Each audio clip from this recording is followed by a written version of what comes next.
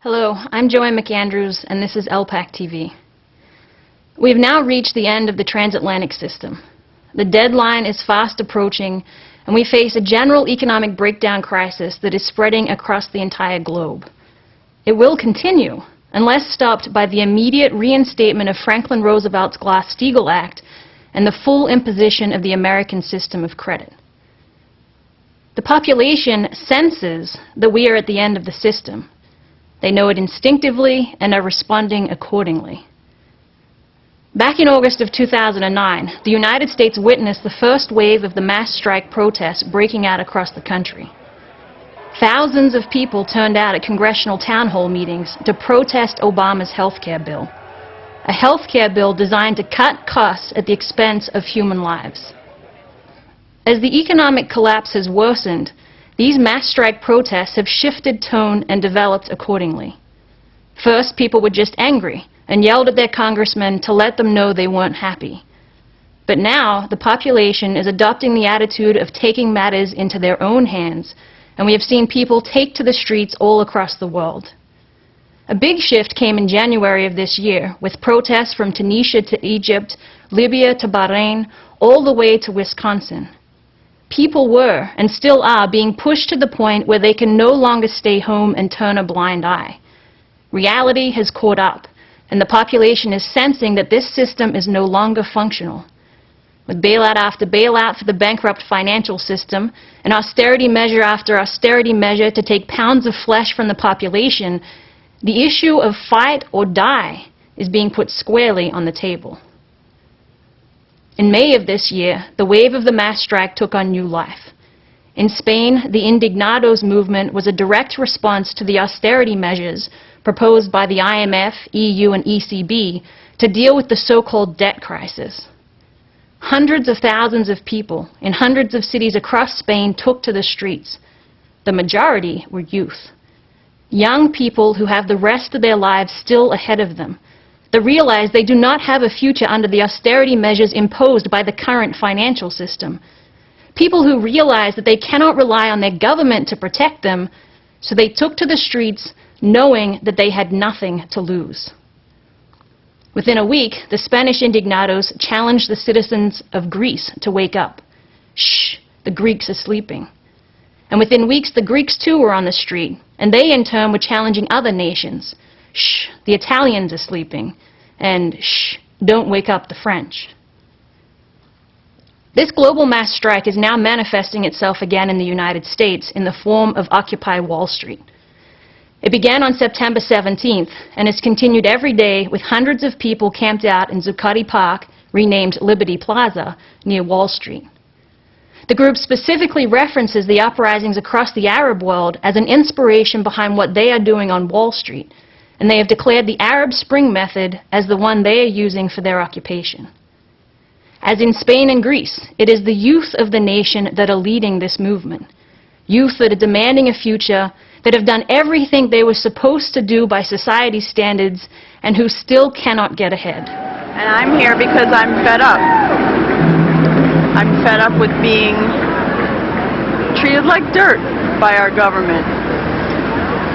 I did everything that I was supposed to do. I went to school, I worked hard, and it wasn't enough. I'm here because I'm a student and I have to drop out of college next semester because my dad just lost his job 2 months ago after being in the same company for 26 years, and he can't afford to put me in college anymore. I was laid off Thanksgiving week. I was in the working industry for over 30 years. I'm here to help rebuild the society in a way that serves the people and serves the dreams that I've had for this country my whole life. You know, the rich are getting richer and the poor are getting poorer, and the solution is to get the country out of the hands of the corporations. There's no reason anybody should go hungry, you know? There's no reason anybody should not have a place to stay at night. I'm here because I'm a public school teacher, and I work in a very underserved population of kids, you know, and we're constantly told we need to do more with less, and it's crazy. It's absolutely crazy. There are a lot of things that we could do to help people help themselves. I don't think that anybody in America wants a handout. They just want to be helped do it for themselves and have a fair shot at it. That's what the American dream is, right? Occupy Wall Street has been making it very clear that they have had enough of Wall Street. They have had enough of unchecked speculation, enough of corporate greed, enough of the rich getting richer as everyone else starves. One of the main cries of the protest is, "We are the 99%.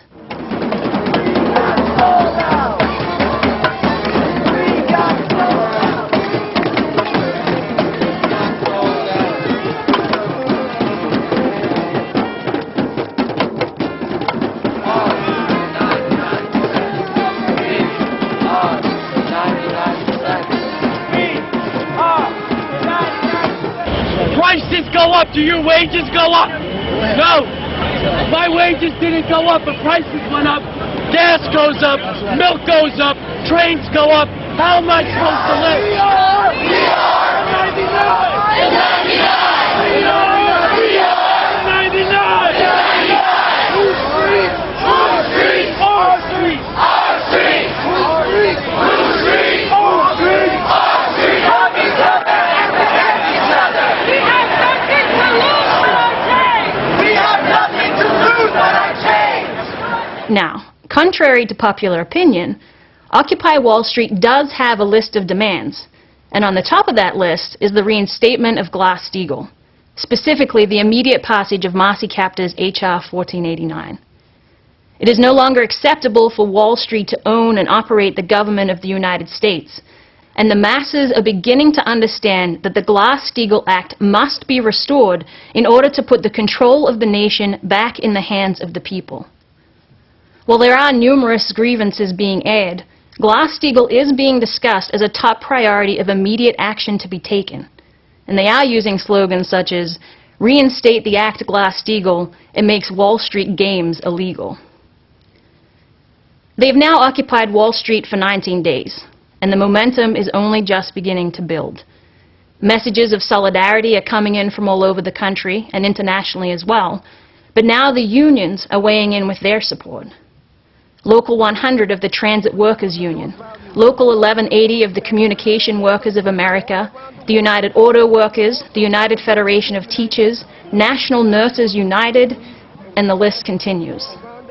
Today, these union groups and Occupy Wall Street will be marching together in solidarity. This movement is also no longer being contained to New York. Many people that traveled to New York to support the movement are returning to their home cities and are beginning occupations there.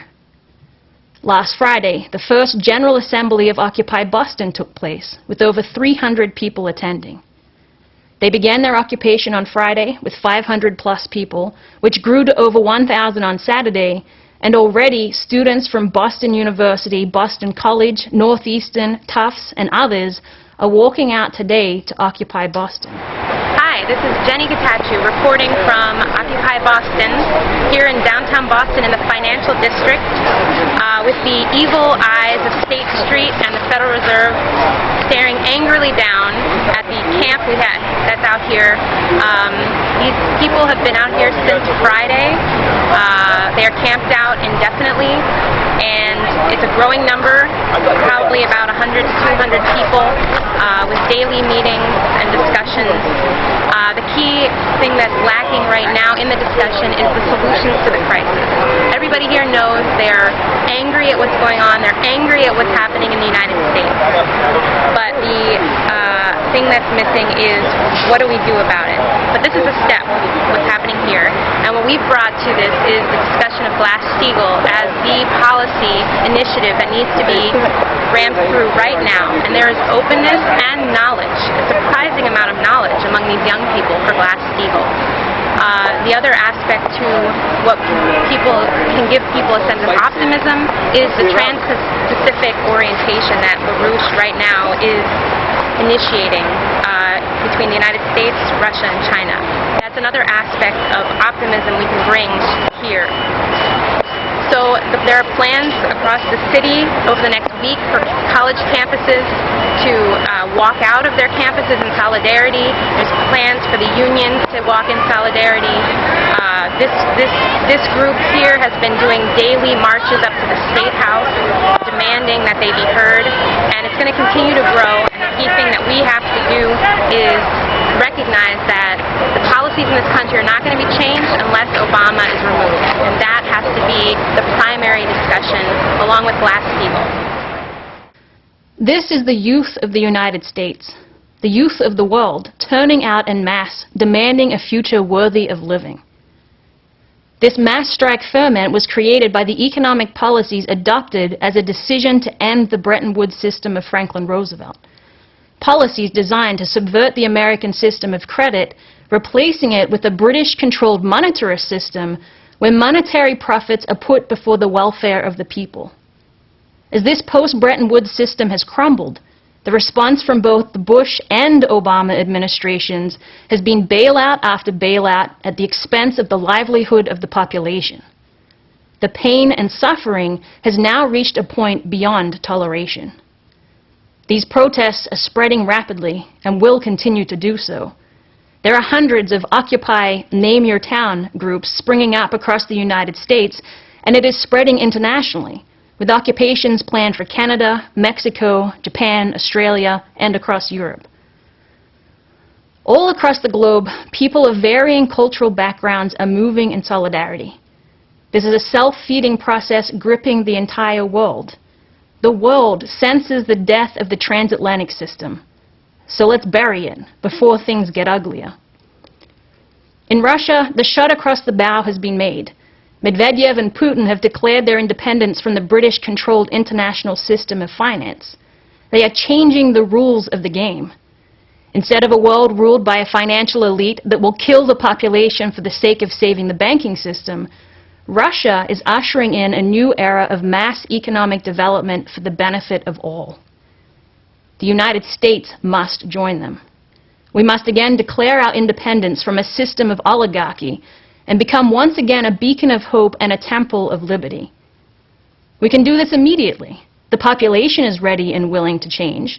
In fact, they are demanding it. So what are we waiting for? Dump the British puppet Barack Obama and ram through Glass-Steagall. Don't be scared. The 99% are behind you. As one of the organizers of Occupy Boston put it, this is a fight for the soul of our nation. This is about our rights as Americans, about our rights as humans, to live lives of purpose and meaning. We have a great moment of opportunity in our hands. Let it not be wasted.